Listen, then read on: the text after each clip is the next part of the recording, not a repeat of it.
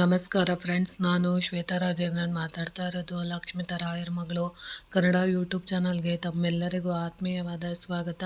ಸ್ನೇಹಿತರೆ ನೋಡಿ, ನಾಳೆಯಿಂದ ಏಕಾದಶಿ ಅನ್ನೋದು ಸ್ಟಾರ್ಟ್ ಆಗುತ್ತದೆ. ಅದರಲ್ಲೂ ಪರಿವರ್ತನೆ ಏಕಾದಶಿ ಇರೋದ್ರಿಂದ ಖಂಡಿತವಾಗ್ಲೂ ಗುರುರಾಯರ ಅನುಗ್ರಹ ನಮಗೆ ಬೇಕು, ಖಂಡಿತವಾಗ್ಲೂ ವಿಷ್ಣುವಿನ ಅನುಗ್ರಹ ಬೇಕು ಅಂತ ಬಯಸೋವಂಥವ್ರು ಖಂಡಿತವಾಗ್ಲೂ ವಿಶೇಷವಾಗಿ ಬಂದಿರೋವಂಥ ಈ ಪರಿವರ್ತನೆ ಏಕಾದಶಿ ದಿನ ನಾವು ಮಾಡಿರೋಂಥ ಕೆಲಸ ಕಾರ್ಯಗಳು, ಪಾಪಕರ್ಮಗಳು ಅವನ್ನೆಲ್ಲ ಕಳ್ಕೊಂಡು ನಮ್ಮ ಜೀವನದಲ್ಲೂ ಒಂದು ರೀತಿಯ ಪರಿವರ್ತನೆ ಆಗಬೇಕು ಅಂತ ಬಯಸೋವಂಥವ್ರು ಖಂಡಿತವಾಗ್ಲೂ ಏಕಾದಶಿ ಆಚರಣೆನ ಮಾಡಿ. ಯಾಕಂದರೆ ಗುರುರಾಯರ ಅನುಗ್ರಹ ಮತ್ತು ವಿಷ್ಣುವಿನ ಅನುಗ್ರಹ ಬೇಕು ಅನ್ನೋರು ಈ ಪರಿವರ್ತನೆ ಏಕಾದಶಿ ದಿನ ನಾವು ವಿಶೇಷವಾಗಿ ಶ್ರೀಕಾರ, ಪದ್ಮ ಮತ್ತು ಚಕ್ರಗಳು, ಪಾದಗಳು, ವಿಷ್ಣುವಿನ ಪಾದಗಳು, ವಿಷ್ಣುವಿನ ಕ್ಕೆ ಸಂಬಂಧಪಟ್ಟಂತಹ ಶ್ರೀಚಕ್ರಗಳಿರ್ಬೋದು ಅಥವಾ ಪಾದಗಳಿರ್ಬೋದು, ಲಕ್ಷ್ಮಿಯ ಪಾದಗಳಿರ್ಬೋದು, ಗೋಪಾದ ಇರ್ಬೋದು, ಈ ರೀತಿ ರಂಗೋಲಿಗಳನ್ನ ಹಾಕಿ ನಾವು ಸರಳವಾಗಿ ನಾವು ಆರಾಧನೆ ಮಾಡೋದ್ರಿಂದ ಖಂಡಿತವಾಗ್ಲೂ ಪರಿವರ್ತನೆ ಏಕಾದಶಿ ನಮಗೆ ತುಂಬಾ ಸಹಾಯ ಮಾಡಿಕೊಡುತ್ತೆ. ನೋಡಿ, ಅದು ಯಾಕೆ ಅಂದರೆ ಪರಿವರ್ತನೆ ಏಕಾದಶಿಯ ಉಪವಾಸವನ್ನು ಭಾದ್ರಪದ ಮಾಸದ ಶುಕ್ಲ ಪಕ್ಷದಲ್ಲಿ ಆಚರಿಸಲಾಗುತ್ತದೆ. ಇದನ್ನು ಜಲಾನಿ ಏಕಾದಶಿ ಮತ್ತು ಡೋಲ್ ಗ್ಯಾರೆಸ್ ಎಂದು ಕರೆಯುತ್ತಾರೆ. ಪರಿವರ್ತನೆ ಏಕಾದಶಿಯ ದಿನದಂದು ಉಪವಾಸವಿದ್ದು ಶ್ರೀಹರಿಯ ಮಂತ್ರಗಳನ್ನು ಪಠಿಸಿ ಅಭಿಷೇಕ ಮಾಡುವುದರಿಂದ ದುರಾದೃಷ್ಟವು ಅದೃಷ್ಟವಾಗಿ ಪರಿವರ್ತನೆಯಾಗುತ್ತದೆ. ಒಬ್ಬ ವ್ಯಕ್ತಿಯು ದುಃಖದಿಂದ ಪರಿಹಾರವನ್ನು ಪಡೆಯುತ್ತಾನೆ. ಗ್ರಹಗಳ ಅಶುಭ ದೋಷಗಳು ನಿವಾರಣೆಯಾಗುತ್ತದೆ. ಈ ವರ್ಷ ಪರಿವರ್ತನೆ ಏಕಾದಶಿಯ ವ್ರತವನ್ನು ನೀವು ಈ ರೀತಿ ಆಚರಣೆ ಮಾಡಿದಾಗ ಖಂಡಿತವಾಗ್ಲೂ ಇವುಗಳ ಪೂರ್ಣ ಫಲವನ್ನು ನೀವು ಪಡ್ಕೊತೀರಾ. ನೋಡಿ, ಅದರಲ್ಲೂ ಮುಖ್ಯವಾಗಿ ನಾಳೆ ಬಂದಿರೋದ್ರಿಂದ ಪಂಚಾಂಗದ ಪ್ರಕಾರ ಭಾದ್ರಪದ ಮಾಸದ ಶುಕ್ಲ ಪಕ್ಷದ ಏಕಾದಶಿ ವ್ರತ, ಪರಿವರ್ತನೆ ಏಕಾದಶಿ ವ್ರತವು ನಾಳೆಯಿಂದ ಕಮೆನ್ಸ್ ಆಗುತ್ತೆ. ನಾಳೆ ದಶಮಿ, ಶನಿವಾರ ಏಕಾದಶಿ, ಭಾನುವಾರ ದ್ವಾದಶಿ ಇರೋದ್ರಿಂದ ಖಂಡಿತವಾಗ್ಲೂ ನೀವು ಈ ಉಪವಾಸನ ಕೈಗೊಂಡು ಮಾಡ್ಬೋದು. ಅದರಲ್ಲೂ ವಿಶೇಷವಾಗಿ ನೀವು ರಾಯರ ಅನುಗ್ರಹ ಬೇಕು ಅಂತ ಬಯಸೋ ಅಂಥವ್ರು ದಿನವಿಡೀ ಏಕಾದಶಿ ಇರೋದ್ರಿಂದ ನೀವು ಆ ದಿನ ಪೂರ್ತಿ ಉಪವಾಸ ಆಚರಿಸಲಾಗುತ್ತದೆ. ಈ ದಿನ ಪೂರ್ತಿ ಸರ್ವಾರ್ಥ ಸಿದ್ಧಿ ಅಂದರೆ ನಿಮ್ಮ ಇಷ್ಟಾರ್ಥಗಳೆಲ್ಲ ಸಿದ್ಧಿ ಆಗೋದಕ್ಕೋಸ್ಕರ ಉಪವಾಸವಿದ್ದು ಮಾಡ್ತೀನಿ ಅನ್ನೋರು ಖಂಡಿತವಾಗ್ಲೂ ಮಾಡ್ಬೋದು. ಪರಿವರ್ತನೆ ಏಕಾದಶಿ ಉಪವಾಸವನ್ನು ಆಚರಿಸಲು ಬಯಸುವರು ಒಂದು ದಿನ ಮುಂಚಿತವಾಗಿ ನಿಯಮಗಳನ್ನು ಪಾಲಿಸಬೇಕಾಗುತ್ತದೆ. ಈ ದಿನ ಬೆಳಗ್ಗೆ ಎದ್ದ ನಂತರ ಸ್ನಾನ ಇತ್ಯಾದಿಗಳನ್ನು ಮಾಡಿ ಉಪವಾಸ ಮಾಡುವ ಪ್ರತಿಜ್ಞೆಯನ್ನು ತೆಗೆದುಕೊಳ್ಳಿ ಮತ್ತು ಮನೆಯಲ್ಲಿ ಶುದ್ಧವಾದ ಸ್ಥಳಗಳಲ್ಲಿ ವಿಷ್ಣುವಿನ ವಿಗ್ರಹವನ್ನು ಅಥವಾ ಫೋಟೋವನ್ನು ಪ್ರತಿಷ್ಠಾಪಿಸಿ ವಿಗ್ರಹವನ್ನು ಮೊದಲು ಪಂಚಾಮೃತದಿಂದ ಮತ್ತು ನಂತರ ಸರಳ ನೀರಿನಿಂದ ಸ್ವಚ್ಛಗೊಳಿಸಿ ಫೋಟೋವನ್ನು ಪೂಜಿಸುತ್ತಿದ್ದರೆ ಅದರ ಮೇಲೆ ಗಂಗಾಜಲವನ್ನು ಚಿಮುಕಿಸಿ ಅಥವಾ ಒದ್ದೆಯಾದ ಬಟ್ಟೆಯಿಂದ ಅದನ್ನು ಒರೆಸಿ ನಂತರ ವಿಷ್ಣು ದೇವರ ವಿಗ್ರಹಕ್ಕೆ ತಿಲಕವನ್ನು ಹಚ್ಚಿ ಮತ್ತು ಮಾಲೆಯನ್ನು ಅಂದರೆ ಹೂವಿನ ಮಾಲೆಯನ್ನು ಹಾಕಿ, ಹೂವು ಅಂದರೆ ವಿಷ್ಣುವಿಗೆ ಹೂವು ಅಲಂಕಾರ ಪ್ರಿಯ ಆಗಿರ್ತಾರೆ. ವಿಷ್ಣು ಫೋಟೋ ಇಟ್ಟು ನೀವು ಪೂಜೆ ಮಾಡ್ತೀರ ಅಂದರೆ ಹಳದಿ ಹೂಗಳಿಂದ ನೀವು ಆ ವಿಷ್ಣುವಿನ ಫೋಟೋಕ್ಕೆ ಅಲಂಕಾರ ಮಾಡ್ಬೋದು. ಇಲ್ಲ ನಾವು ರಾಯರ ಫೋಟೋ ಇಟ್ಟು ನಾವು ಏಕಾದಶಿ ಆಚರಣೆ ಮಾಡ್ತೀನಿ ಅಂತ ಅನ್ನೋರು, ಪರಿವರ್ತನೆ ಏಕಾದಶಿ ಮಾಡ್ತೀನಿ ಅನ್ನೋರು ತುಳಸಿ ಮಾಲೆನ ಹಾಕಿ ನೀವು ವಿಶೇಷವಾಗಿ ಪೂಜೆನ ಮಾಡಬೇಕಾಗುತ್ತೆ. ಸ್ನೇಹಿತರೆ, ಯಾವಾಗಲೂ ಅಷ್ಟೇ ರಾಯರಿಗೆ ಅಲಂಕಾರ ಏನೂ ಇರೋದಿಲ್ಲ, ಆದರೆ ತುಳಸಿ ಮಾಲೆ ಮಾತ್ರ ಒಂದನ್ನು ಹಾಕ್ಬೋದು. ತುಳಸಿ ಮಾಲೆ ಹಾಕಿ ಶುದ್ಧ ತುಪ್ಪದ ದೀಪವನ್ನು ಹಚ್ಚಿ ಇದಾದ ನಂತರ ಹೂಗಳು, ಧೂಪ, ದೀಪ ಇತ್ಯಾದಿಗಳನ್ನು ಬೆಳಗಿಸಿ ವಿಷ್ಣುವಿನ ಪಾದಗಳಿಗೆ ಹಳದಿ ಹೂಗಳನ್ನು ಅರ್ಪಿಸುವುದರಿಂದ ನಿಮ್ಮ ಇಷ್ಟಾರ್ಥಗಳು ಖಂಡಿತವಾಗ್ಲೂ ನೆರವೇರುತ್ತೆ. ಅದಾದಮೇಲೆ ನಂತರ ವಿಷ್ಣು ದೇವರ ವಿಗ್ರಹಕ್ಕೆ ತಿಲಕವನ್ನು ನೀವು ಇಟ್ಟು ನೈವೇದ್ಯ ಅಂತ ನೀವು ವಿಷ್ಣುವಿಗೆ ಏನಾದರೂ ನೈವೇದ್ಯ ಇಡ್ತೀರಾ ಅಂದರೆ ಹಾಲು ಹಣ್ಣು ಕಲ್ಸಕ್ಕರೆನ ಇಡ್ಬೋದು. ಅದರಲ್ಲೂ ಹಸಿ ಹಾಲೆಯನ್ನು ನೀವು ನೈವೇದ್ಯವಾಗಿ ಇಡ್ಬೋದು. ಅಕಸ್ಮಾತ್ ನೀವು ರಾಯರಿಗೆ ನೈವೇದ್ಯ ಇಡ್ತೀನಿ ಅಂತ ಅನ್ನೋರು ಕಲ್ಸಕ್ಕರೆ ಮಾತ್ರ ನೀವು ತುಳಸಿ ತೀರ್ಥ ಮತ್ತು ಕಲ್ಸಕ್ಕರೆ ಮಾತ್ರನ ನೀವು ನೈವೇದ್ಯವಾಗಿ ಇಡಬೇಕಾಗುತ್ತೆ. ಸ್ನೇಹಿತರೆ, ಏಕಾದಶಿ ಆಚರಣೆ ಅನ್ನೋದು ರಾಯರ ಏಕಾದಶಿ ಆಚರಣೆ ಮಾಡಿದ್ರೆ ತುಂಬ ಸರಳವಾದದ್ದು. ಅಲ್ಲಿ ನಾವು ರಾಯರಿಗೆ ಏಕಾದಶಿ ಮಾಡುವಾಗ ದೇಹ ಮತ್ತು ಮನಸ್ಸನ್ನು ಅರ್ಪಣೆ ಮಾಡಬೇಕಾಗುತ್ತೆ. ಅದೇ ನಮಗೆ ರಾಯರು ಕಲಿಸ್ಕೊಟ್ಟಿರೋಂಥ ಏಕಾದಶಿ ಆಚರಣೆ.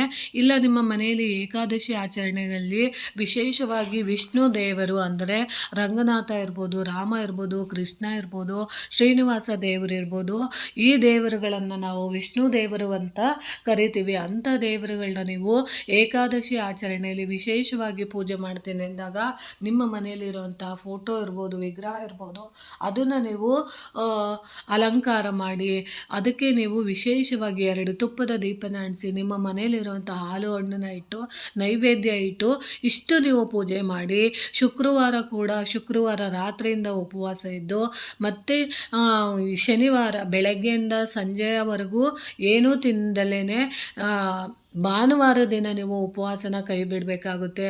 ರಾಯರ ಉಪವಾಸ ಈ ರೀತಿ ಇರುತ್ತೆ, ಆರ್ಘ್ಯ ಕೊಡಬೇಕಾಗುತ್ತೆ. ಈ ರೀತಿ ಪದ್ಧತಿಗಳೆಲ್ಲ ನಿಮಗೆ ಮಾಡೋಕ್ಕಾಗಲ್ಲ ಅಂತ ಅನ್ನೋರು ನೀವು ಮಾಮೂಲಿ ದೀಪನ ಹಚ್ಚಿ ಏಕಾದಶಿ ದಿನ ಅದರಲ್ಲೂ ವಿಷ್ಣುವಿನ ದೇವರ ಫೋಟೋ ಮುಂದೆ ನೀವು ಸಾಧ್ಯವಾದಷ್ಟು ಶ್ರೀಕಾರಗಳನ್ನ ಹಾಕಿ, ಅಂದರೆ ಶ್ರೀ ಅಂದರೆ ಪಾದಗಳು, ಗದೆ ಮತ್ತು ಶಂಖ ಚಕ್ರ, ಹೂವುಗಳು, ಪದ್ಮಗಳು ಅಂದರೆ ಒಂದು 10-15 ಹೂವುಗಳನ್ನ ಎಲ್ಲ ಹಾಕಿ ನೀವು ರಂಗೋಲಿಗಳನ್ನ ಹಾಕಿ ಅವತ್ತಿನ ದಿನ ನೀವು ವಿಶೇಷವಾಗಿ ಪೂಜೆ ಮಾಡೋದ್ರಿಂದ ನಿಮ್ಮ ಇಷ್ಟಾರ್ಥಗಳೆಲ್ಲ ನೆರವೇರುತ್ತೆ.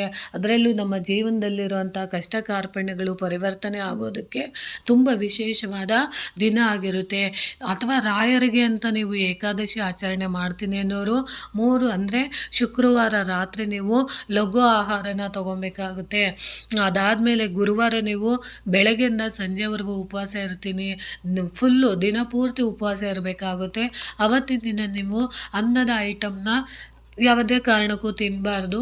ನಿಮಗೆ ಅದು ಸರಿ ಅನಿಸಿದ್ರೆ ನೀವು ಉಪವಾಸ ಇರ್ತೀನಿ ಅನ್ನೋದಾದರೆ, ನಿಮಗೆ ಕಷ್ಟ ಆಗ್ತಿದೆ ಅಂದರೆ ಹಾಲು ಹಣ್ಣನ್ನು ತೊಗೊಬೋದು. ಅದಾದಮೇಲೆ ನೀವು ಭಾನುವಾರ ದಿನ ನೀವು ಆರ್ಘ್ಯ ಕೊಟ್ಟು ತದನಂತರ ನೀವು ಊಟ ಸೇವನೆನ ಮಾಡಬೇಕಾಗುತ್ತೆ. ಅದರಲ್ಲೂ ನೀವು ಈಗ ರಾಯರಿಗೆ ನೀವು ಮೆಚ್ಚಿಸ್ಬೇಕು ಅಂದರೆ ಮುಖ್ಯವಾಗಿ ನೀವು ಯಾವ ವ್ರತ ಮಾಡಲಿಲ್ಲ ಅಂದರೂ ಪರವಾಗಿಲ್ಲ, ಏಕಾದಶಿ ಆಚರಣೆನ ಮಾಡಿದಾಗ ರಾಯರು ನಮಗೆ ಶೀಘ್ರವಾಗಿ ಒಲಿತಾರೆ. ಅದರಲ್ಲೂ ಮುಖ್ಯವಾಗಿ ಏಕಾದಶಿ ಆಚರಣೆ ಮಾಡೋವಂಥವ್ರು ಯಾವುದೇ ಕಾರಣಕ್ಕೂ ನಾನ್ ವೆಜ್ ಎಲ್ಲ ತಿಂದು ಮಾಡೋಕ್ಕೆ ಹೋಗಬೇಡಿ. ಯಾಕಂದರೆ ಅವತ್ತಿನ ದಿನ ಶನಿವಾರ ಭಾನುವಾರ ಇರುತ್ತೆ. ನೀವು ನಾನ್ ವೆಜ್ ಎಲ್ಲ ತಿಂದ್ಕೊಂಡು ಮಾಡಿದ್ದೆ ಆದರೆ ಅದಕ್ಕೆ ಅರ್ಥ ಇರೋದಿಲ್ಲ. ನೀವು ರಾಯರನ್ನು ಒಲಿಸ್ಕೊಬೇಕು ಅನ್ನೋ ಮನಸ್ಸಿರೋ ಅಂಥವ್ರು ರಾಯರನ್ನು ಕಂಡ್ರೆ ನಮಗೆ ನಾವು ಆ ಥರದ ಪೂಜೆ ಈ ಥರದ ಪೂಜೆ ಎಲ್ಲ ಮಾಡಿದ್ದೀವಿ, ಆದರೂ ನಮಗೆ ಯಾವುದೇ ಕಾರಣಕ್ಕೂ ನಮಗೆ ರಾಯರು ಒಲಿತಾ ಇಲ್ಲ ಅಂತ ಅನ್ನೋರು ರಾಯರಿಗೆ ಇಷ್ಟವಾದದ್ದು ಎಲ್ಲ ಸೇವೆಗಳಿಗಿಂತ ಏಕಾದಶಿ ಸೇವೆ ಅಂದರೆ ತುಂಬ ಇಷ್ಟ.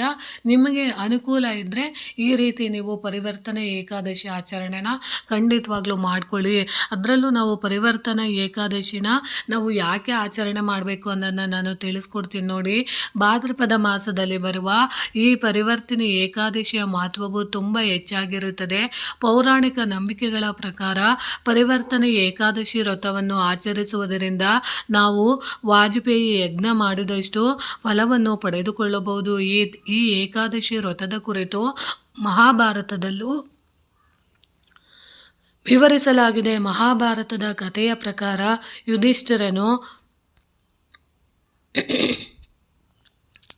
ಯುಧಿಷ್ಠಿರ ಮಹಾರಾಜನು ಈ ಕಥೆಯ ಬಗ್ಗೆ ತನ್ನ ಚಿಕ್ಕಪ್ಪ ಅರ್ಜುನನಿಗೆ ಹೇಳಿದನು. ದಿನ ಲಕ್ಷ್ಮೀ ದೇವಿಯನ್ನು ಮತ್ತು ಭಗವಾನ್ ವಿಷ್ಣುವಿನನ್ನು ವಾಮನ ಅವತಾರವನ್ನು ಪೂಜಿಸುವುದರಿಂದ ನಿಮಗೆ ಸಂಪತ್ತು, ಅದೃಷ್ಟ ಮತ್ತು ಸಂತೋಷ ಸಿಗುತ್ತದೆ ಎಂದು ಹೇಳಲಾಗುತ್ತದೆ. ಅಷ್ಟು ಮಾತ್ರವಲ್ಲ, ಈ ವ್ರತವನ್ನು ಆಚರಿಸುವ ಒಬ್ಬ ವ್ಯಕ್ತಿಯು ಎಲ್ಲ ರೀತಿಯ ಪಾಪಗಳಿಂದ ಮುಕ್ತಿಯನ್ನು ಪಡೆದುಕೊಳ್ಳುತ್ತಾನೆ ಹಾಗೂ ಎಂದಿಗೂ ಆತ ಹಣದ ಕೊರತೆಯನ್ನು ಜೀವನದಲ್ಲಿ ಎದುರಿಸಲಾರ ಎನ್ನುವ ನಂಬಿಕೆ ಇದೆ. ಪೌರಾಣಿಕ ನಂಬಿಕೆಗಳ ಪ್ರಕಾರ ಪರಿವರ್ತನೆ ಏಕಾದಶಿಗೆ ಇಂಥ ಶಕ್ತಿ ಇರೋದ್ರಿಂದ ಖಂಡಿತವಾಗ್ಲೂ ಹಣದ ಕೊರತೆಯನ್ನು ನೀಗಿಸ್ಕೊಬೇಕು ಅನ್ನೋ ಉದ್ದೇಶ ಇರೋವಂಥವ್ರು ಈ ಪರಿವರ್ತನೆ ಏಕಾದಶಿ ಆಚರಣೆನ ಖಂಡಿತವಾಗ್ಲೂ ಮಾಡ್ತಾರೆ. ಅದರಲ್ಲೂ ನಿಮಗೆ ಅವತ್ತಿನ ದಿನ ನಿಮಗೆ ಯಾವ ಮಂತ್ರನೂ ಹೇಳ್ಕೊಳ್ಳೋಕ್ಕೆ ಬರಲಿಲ್ಲ ಅಂದರೂ ವಿಷ್ಣುವಿನ ಈ ಮಂತ್ರನ ನೀವು ಅವತ್ತಿನ ದಿನ 108 ಸರಿ ಹೇಳ್ಕೊಂಡ್ರೆ ಸಾಕಾಗುತ್ತೆ. ಓಂ ನಮೋ ಭಗವತೆ ವಾಸುದೇವಾಯ ಮಂತ್ರವನ್ನು ಕನಿಷ್ಠ 108 ಬಾರಿ ಅಥವಾ ಅದಕ್ಕಿಂತ ಹೆಚ್ಚು ಬಾರಿ ತುಳಸಿ ಮಾಲೆಯನ್ನು ಹಿಡಿದು ಪಠಿಸಿಕೊಳ್ಳಬಹುದು. ಓಂ ಶ್ರೀಂ ಹ್ರೀಂ ಕ್ಲೀಂ ಶ್ರೀ ಕೃಷ್ಣಾಯ ಗೋವಿಂದಾಯ ಗೋಪೀಜನ ವಲ್ಲಭಾಯ ಶ್ರೀ ಶ್ರೀ ಶ್ರೀ ಶ್ರೀ ಕ್ರೀಂ ಕೃಷ್ಣಾಯ ನಮಃ ಈ ಮಂತ್ರವನ್ನು 108 ಸಾರಿ ಹೇಳಿಕೊಂಡರೆ ಸಾಕು. ನೋಡಿ, ಮತ್ತೊಮ್ಮೆ ಹೇಳ್ತೀನಿ ಆ ಮಂತ್ರನ ನೀವು ನೋಡಿ. ಓಂ ಶ್ರೀಂ ಹ್ರೀಂ ಕ್ಲೀಂ ಶ್ರೀಕೃಷ್ಣ ಗೋವಿಂದಾಯ ಗೋಪೀಜನ ವಲ್ಲಭಾಯ ಶ್ರೀ ಶ್ರೀ ಶ್ರೀ ಶ್ರೀ ಕ್ರೀಂ ಕೃಷ್ಣಾಯ ನಮಃ ಈ ಮಂತ್ರನ ನೀವು 108 ಸರಿ ನೀವು ಹೇಳ್ಕೊಬೋದು. ನೋಡಿ, ನಿಮಗೆ ಯಾವುದು ಸರಿ ಅನಿಸುತ್ತೋ, ಯಾವುದು ವಿಷ್ಣು ಮಂತ್ರ ಬರುತ್ತೋ ಅದನ್ನು ಹೇಳ್ಕೊಬೋದು. ಅಕಸ್ಮಾತ್ ನಿಮಗೆ ಆ ಮಂತ್ರ ಹೇಳೋಕ್ಕಾಗಲಿಲ್ಲ ಅಂದರೆ ಓಂ ನಮೋ ಭಗವತೆ ವಾಸುದೇವಾಯ ಅಂತ ನೀವು ಹೇಳ್ಕೊಬೋದು. ರಾಯರ ಏಕಾದಶಿ ನೀವು ಆಚರಣೆ ಮಾಡ್ತಿದ್ದೀನಿ ಅಂದರೆ ಖಂಡಿತವಾಗ್ಲೂ ಅವತ್ತಿನ ದಿನ ನೀವು ಮುಖ್ಯವಾಗಿ ನೀವು ರಾಯರಿಗೆ ಗಾಯತ್ರಿ ಮಂತ್ರ ಅಂದರೆ ತುಂಬ ಇಷ್ಟ. ಆ ಮಂತ್ರನ ನೀವು ಜಪಿಸ್ಕೊಬೋದು. ಅಥವಾ ನೀವು ಮುಖ್ಯವಾಗಿ ರಾಯರಿಗೆ ಯಾವುದೂ ಮಂತ್ರ ಬರೋಕ್ಕಾಗಲಿಲ್ಲ ಅಂದರೂ ಪೂಜ್ಯಾಯ ರಾಘವೇಂದ್ರಾಯ ಸತ್ಯಧರ್ಮ ರಥಾಯ ಚ ಭಜತಾಂ ಕಲ್ಪವೃಕ್ಷಾಯ ನಮತಾಂ ಕಾಮಧೇನುವೆ ಅಂತ ನೀವು ಆ ಮಂತ್ರನ ನೀವು ಹೇಳ್ಕೊಬೋದು. ನೋಡಿ ಸ್ನೇಹಿತರೆ, ಅದೂ ಬರಲಿಲ್ಲ ಅಂದರೆ ಓಂ ಕೃಷ್ಣಾಯ ನಮಃ ಅಂತ ಹೇಳ್ಕೊಬೋದು. ಯಾಕಂದರೆ ರಾಯರಿಗೆ ಕೃಷ್ಣ ಅಂದರೆ ತುಂಬ ಇಷ್ಟ. ನೀವು ಕೃಷ್ಣನ ಅಷ್ಟೋತ್ತರಗಳನ್ನ ಹೇಳ್ಕೊಬೋದು, ವಿಷ್ಣು ಅಷ್ಟೋತ್ತರನ ನೀವು ಹೇಳ್ಕೊಬೋದು. ನೀವು ಹೆಚ್ಚು ಹೆಚ್ಚು ಕೃಷ್ಣನ ಅಷ್ಟೋತ್ತರ, ಕೃಷ್ಣನ ಜಪ ಮಾಡ್ತಾ ಇದ್ದರೆ ರಾಯರಿಗೆ ತುಂಬ ಇಷ್ಟ. ಯಾಕಂದರೆ ರಾಯರಿಗೆ ಶ್ರೀಕೃಷ್ಣ ಅಂದರೆ ಅಷ್ಟು ಅಚ್ಚುಮೆಚ್ಚು. ಅದಕ್ಕೋಸ್ಕರ ನೀವು ಅವತ್ತಿನ ದಿನ ಪರಿವರ್ತನೆ ಏಕಾದಶಿ ದಿನ ನೀವು ಸಾಧ್ಯವಾದಷ್ಟು ಕೃಷ್ಣನ ಆರಾಧನೆ ಮಾಡಿ, ಕೃಷ್ಣನ ಪೂಜೆಗಳು ಮಂತ್ರಗಳನ್ನ ನೀವು ಹೇಳ್ಕೊಳ್ಳೋದ್ರಿಂದ ಖಂಡಿತವಾಗ್ಲೂ ನಾವು ಜೀವನದಲ್ಲಿ ಮಾಡಿರೋಂಥ ಪಾಪಕರ್ಮಗಳೆಲ್ಲ ನಿವಾರಣೆ ಮಾಡ್ಕೊಬೋದು. ಅದರಲ್ಲೂ ಏಕಾದಶಿ ಆಚರಣೆಯಲ್ಲಿ ನೀವು ದಾನ ಧರ್ಮನ ಮಾಡೋದ್ರಿಂದ ರಾಯರಿಗಾಗಿರ್ಬೋದು, ವಿಷ್ಣು ದೇವರಿಗಾಗಿರ್ಬೋದು ತುಂಬಾ ಪ್ರೀತಿ ಆಗುತ್ತೆ. ಅದಕ್ಕೋಸ್ಕರ ನೀವು ಸಾಧ್ಯವಾದಷ್ಟು ಸರಳವಾಗಿ ನಿಮ್ಮ ಮನೆಯಲ್ಲಿ ತಪ್ಪದೆ ಪದ್ಮದ ರಂಗೋಲಿಗಳನ್ನ ಹಾಕಿ, ಶ್ರೀಕಾರ ಮತ್ತು ಚಕ್ರಗಳನ್ನ ಹಾಕಿ, ಕಮಲದ ಹೂವುಗಳು ಪದ್ಮಾಕಾರದ ರಂಗೋಲಿಗಳನ್ನ ಅವತ್ತಿನ ದಿನ ನೀವು ಹಾಕೋದ್ರಿಂದ ಖಂಡಿತವಾಗ್ಲೂ ನಮ್ಮ ಮನೆಯಲ್ಲಿರೋಂಥ ಯಾವುದೇ ರೀತಿ ದೋಷಗಳಿದ್ದರೆ ಅಥವಾ ನಮ್ಮ ಜೀವನದಲ್ಲಿ ಮಾಡಿರೋಂಥ ಪಾಪಕರ್ಮಗಳಿದ್ದರೆ ಅದೆಲ್ಲ ನಿವಾರಣೆ ಆಗೋದಕ್ಕೆ ಅದು ಖಂಡಿತವಾಗ್ಲೂ ಸಹಾಯ ಮಾಡಿಕೊಡುತ್ತೆ. ಯಾಕಂದರೆ ನಮ್ಮ ಜೀವನದಲ್ಲಿ ನಾವು ಗೊತ್ತಿದ್ದೋ ಗೊತ್ತಿಲ್ಲದಿದ್ದೋ ಅನೇಕ ಪಾಪಕರ್ಮಗಳನ್ನ ನಮಗೆ ಗೊತ್ತಿಲ್ಲದಿದ್ದಂಗೆ ಮಾಡ್ತಾ ಇರ್ತೀವಿ. ಅಂಥ ಪಾಪಕರ್ಮಗಳನ್ನು ನಾವು ನಿವಾರಣೆ ಮಾಡ್ಕೊಳ್ಳೋದಕ್ಕೋಸ್ಕರ ಒಂದು ಟೈಮ್ ಅಂತ ಒಂದು ಸಮಯ ಅನ್ನೋದು ಇರುತ್ತೆ. ಅದಕ್ಕೋಸ್ಕರ ನೀವು ಇದನ್ನು ಆಚರಣೆ ಮಾಡಿ. ಶುಕ್ರವಾರ ದಶಮಿ ಇರುತ್ತೆ, ಶನಿವಾರ ದಿನ ಏಕಾದಶಿ ಇರುತ್ತೆ, ಭಾನುವಾರ ಬಂದು ದ್ವಾದಶಿ ಇರುತ್ತೆ. ಅದಕ್ಕೋಸ್ಕರ ನೀವು ಸಾಧ್ಯವಾದಷ್ಟು ಇದನ್ನು ನೀವು ಮಾಡ್ಕೊಳ್ಳಿ. ಅದಾದಮೇಲೆ ಅವತ್ತಿನ ದಿನ ನೀವು ಒಂದು ಪುಟ್ಟ ತಂತ್ರ ಕೂಡ ನೀವು ಮಾಡ್ಕೊಬೋದು. ಏನಪ್ಪ ಅಂದರೆ ಒಂದು ಚಿಕ್ಕದು ಒಂದು ಅಂಗೈಯಷ್ಟು ಅಗಲ ಒಂದು ಕೆಂಪು ಬಟ್ಟೆನ ನೀವು ತಗೊಂಡು ನೀವು ಅವತ್ತಿನ ದಿನ ಗುರುರಾಯರ ಪಕ್ಕದಲ್ಲಿ, ಅಂದರೆ ನಿಮ್ಮ ಮನೆಯಲ್ಲಿ ರಾಯರಿಗೆ ಅವತ್ತಿನ ದಿನ ನೀವು ಅಭಿಷೇಕ ಏನೂ ಇರೋದಿಲ್ಲ, ಮಾಮೂಲಿ ಸಾಧಾರಣ ಪೂಜೆ ಇರುತ್ತೆ. ರಾಯರಿಗೆ ಯಾವುದೇ ರೀತಿ ಗಂಧಲೇಪನ ಇರೋದಿಲ್ಲ, ಯಾವುದೇ ರೀತಿ ಪೂಜೆ ಪುನಸ್ಕಾರ ಇರೋದಿಲ್ಲ. ರಾಯರ ಫೋಟೋನ ನೀವು ಸೀಟಿ ಅದಕ್ಕೆ ಒಂದೇ ಒಂದು ತುಳಸಿ ದಳದ ಮಾಲೆ ಇಟ್ಟು, ಒಂದೇ ಒಂದು ಬೊಟ್ಟುನಿಟ್ಟು ನೀವು ರಾಯರ ವಿಗ್ರಹದ ಮುಂದೆ 2 ತುಳಸಿನ ಇಟ್ಟು, ಆಮೇಲೆ ತುಪ್ಪದ ದೀಪನ 2 ಹಚ್ಚಿ, ತದನಂತರ ತುಳಸಿ ತೀರ್ಥ ಇಟ್ಟು, ಕಲ್ಸಕ್ರೆ ಇಟ್ಟು ನೀವು ಪೂಜೆ ಮಾಡಿದಂತಹ ರಾಯರ ವಿಗ್ರಹ ಇರ್ಬೋದು ಫೋಟೋದ ಎದುರಿಗೆ ನೀವು ಒಂದು ಅಂಗೈಯಷ್ಟಗಲ ಕೆಂಪು ಬಟ್ಟೆನ ತಗೊಂಡು ಅದರ ಒಳಗಡೆ ನೀವು ಒಂದೇ ಥರದ ನಾಣ್ಯಗಳಿರಬೇಕು. ಅದು ಯಾವುದೇ ಕಾರಣಕ್ಕೂ ಬೇರೆ ಬೇರೆ ನಾಣ್ಯಗಳಿರಬಾರ್ದು. ಒಟ್ಟು ಅವನ್ನ ನೀವು ಒಂದು 7 ನಾಣ್ಯಗಳನ್ನ ನೀವು ತಗೊಬೋದು. 5 ರೂಪಾಯಿದು 7 ತಾಮ್ರದ ನಾಣ್ಯಗಳನ್ನ ತೊಗೊಬೋದು.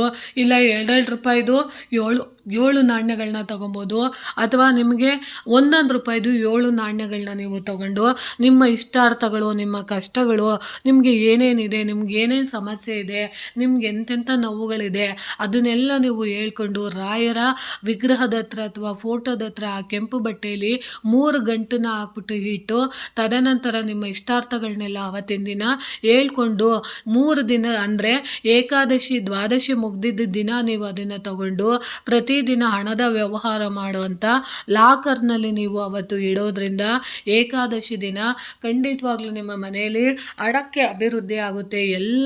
ಎಲ್ಲ ಪೂಜೆ ವ್ರತಗಳಿಗಿಂತ ರಾಯರಿಗೆ ಏಕಾದಶಿ ಆಚರಣೆ ತುಂಬ ವಿಶೇಷವಾಗುತ್ತೆ. ಅದರಲ್ಲೂ ಏಕಾದಶಿ ಆಚರಣೆ ಮಾಡಿ ನೀವು ಈ ರೀತಿ ದುಡ್ಡನ್ನು ಇಟ್ಟು ತದನಂತರ ನೀವು ದಿನನಿತ್ಯ ಬಳಸುವಂಥ ಆ ದುಡ್ಡಿನ ಮಧ್ಯದಲ್ಲಿ ಅದನ್ನು ಇಟ್ಟು ಪ್ರತಿದಿನ ನಮಸ್ಕಾರ ಮಾಡಿಕೊಂಡು ಕೇಳ್ಕೊಳ್ಳೋದ್ರಿಂದ ಲಕ್ಷ್ಮಿ ಯಾವಾಗಲೂ ನಮ್ಮ ಮನೆಯಲ್ಲಿ ಸ್ಥಿರವಾಗಿ ನೆಲೆಸೋದಕ್ಕೆ ಕಾರಣ ಆಗುತ್ತೆ.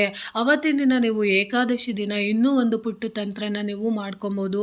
ಅದು ಏನಪ್ಪ ಅಂತ ಅಂದರೆ, ನಮ್ಮ ಮನೆಯಲ್ಲಿ ನೆಗೆಟಿವಿಟಿ ಇದೆ, ಆಮೇಲೆ ನಮ್ಮ ಮನೆಯಲ್ಲಿ ಶತ್ರುಗಳ ಕಾಟ ಇದೆ, ಆಮೇಲೆ ನಮ್ಮ ಮನೆಯಲ್ಲಿ ಎಷ್ಟೇ ದುಡಿದ್ರೂ ದುಡ್ಡು ನಿಲ್ತಾ ಇಲ್ಲ ಅಂತ ಬಯಸೋ ಅಂಥವ್ರು ಒಂದು ಪುಟ್ಟ ತಂತ್ರನ ನಿಮ್ಮ ದೇಹಕ್ಕೆ ನೀವು ಖಂಡಿತವಾಗ್ಲೂ ಮಾಡ್ಕೊಳ್ಳಿ. ಯಾಕಂದರೆ ನಮ್ಮ ದೇಹ ಮತ್ತು ಮನಸ್ಸು ಪರಿಶುದ್ಧವಾಗಿ ಅವತ್ತು ಇರಬೇಕು ಅಂತ ಬಯಸೋ ಅಂಥವ್ರು 9 ಕಾಳು ಮೆಣಸನ್ನು ನೀವು ತೊಗೊಬೇಕಾಗುತ್ತೆ. 2 ಗೋಟರ್ಷಣನ ನೀವು ತಗೊಂಡು ಅದರ ಜೊತೆಗೆ ನೀವು ಮುಖ್ಯವಾಗಿ ಬಿಳಿ ಸಾಸಿವೆ ಬರುತ್ತೆ, ಆ ಬಿಳಿ ಸಾಸಿವೆನೂ ಕೂಡ ನೀವು ಅದ್ರ ಒಳಗಡೆ ಇಟ್ಕೊಂಡು ನಿಮಗೆ ನೀವು ದೃಷ್ಟಿನ ತಕ್ಕೊಂಡು ಅದನ್ನು 4 ದಾರಿ ಸೇರೋ ಅಂಥ ಕಡೆ ನೀವು ಅದನ್ನು ಎಸಿಬೇಕಾಗುತ್ತೆ.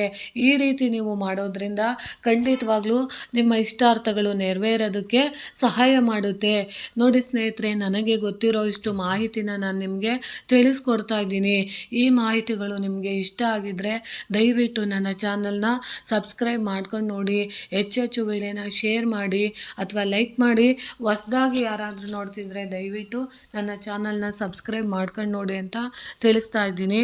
ಪ್ರೀತಿಯ ಧನ್ಯವಾದಗಳು ಸ್ನೇಹಿತರೆ.